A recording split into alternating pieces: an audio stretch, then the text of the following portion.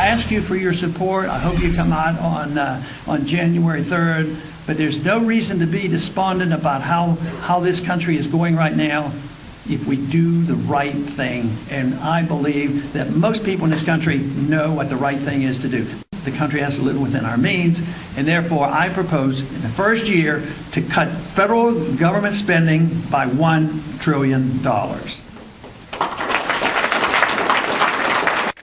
Well, that was Ron Paul on the campaign trail in Iowa yesterday. Polls showing he's popular there, but the Texas congressman responding to harsh words from his rivals, Mitt Romney, Michelle Bachmann, among others, saying Paul will not be the nominee. Newt Gingrich says he wouldn't even vote for him. Doug Weed is a senior advisor to Ron Paul. He's been with him in Iowa, but happens to be in D.C. today. Doug, thanks for being with us.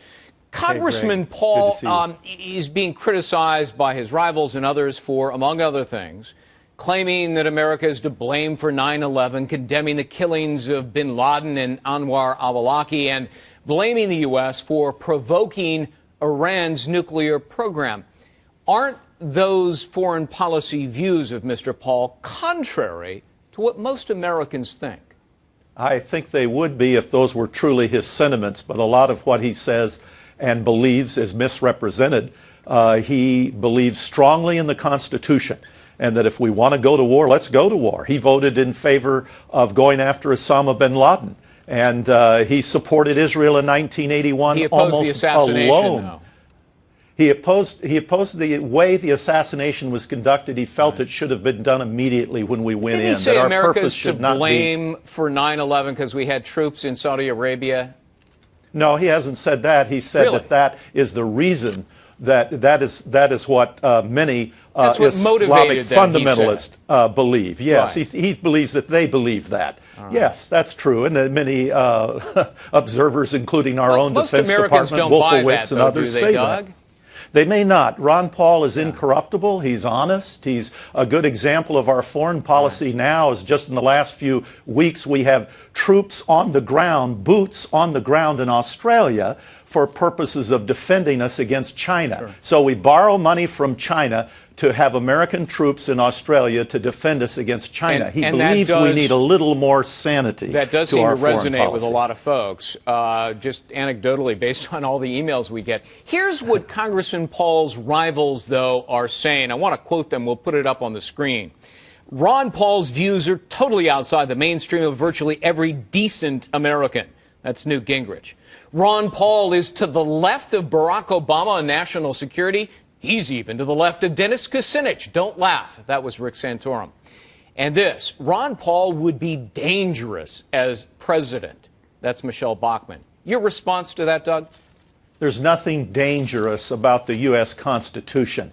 If blocking the Straits of Hormuz or some other action by Iran was deemed as an act of war, or we decided we needed to react, as a president, he would take it to the U.S. Constitution, to the U.S. Congress. We would decide, declare war, we'd win it, and then we'd get out. That's what he believes. And the U.S. Constitution is not dangerous. Right. It's dangerous to take these risks of avoiding. I'm trying to run through a bunch of subjects here. I want to put his economic ideas up on the screen. We heard one of them in the introduction, cutting $1 trillion of spending in the first year alone. Terminate 5 cabinet agencies, lower corporate tax rate to 15%, eliminate capital gains taxes, narrow the new health care law, repeal Sarbanes-Oxley, the corporate financial reporting. But look, Doug, Rick Santorum took a look at that and he said, you know what? Ron Paul couldn't get Congress to cut or eliminate anything since he's only passed one bill in 20 years in Congress. I double-checked that with the Library of Congress. Ron Paul sponsored 620 bills. He passed one, and it was fairly insignificant. Doesn't Congressman Paul have a history of failure when it comes to getting his proposals passed? You know, the greatest contribution he's made, he doesn't get a lot of credit for it because he doesn't put his name on everything, was pulling back the curtain on the Federal Reserve. 4 years ago, Greg, 74% of this country didn't even know what the Federal Reserve is. Today, 78% of the nation wants it audited. Obama, Romney would audit a waitress to make sure she pays taxes on her tip money but won't audit the Federal Reserve. But thanks to Ron Paul, we got a partial audit. It showed in 2008 that $16 trillion, the national debt was $14 trillion, $16 trillion was loaned out in interest-free money to major banks in this country. The people, we've always had corruption in Washington, but people are really angry because the corruption has reached a level that they're losing the value of their homes, the value of their IRAs, Doug, and Ron Paul's the only person with the guts to take this on. Let me squeeze one more in about the Sorry, polls. Greg. And we don't sneeze at the fact that he has a strong organization in Iowa. As we said in the introduction, he's very popular. The polls demonstrate that. He's at or near the top. But there's a different poll I want to ask you about. It's a recent Washington Post poll. Of the 25% of voters who view him favorably, nearly two-thirds do not identify themselves as Republicans. And among conservatives, only 8% view him favorably. Doug, how do you win the GOP nomination with numbers like that?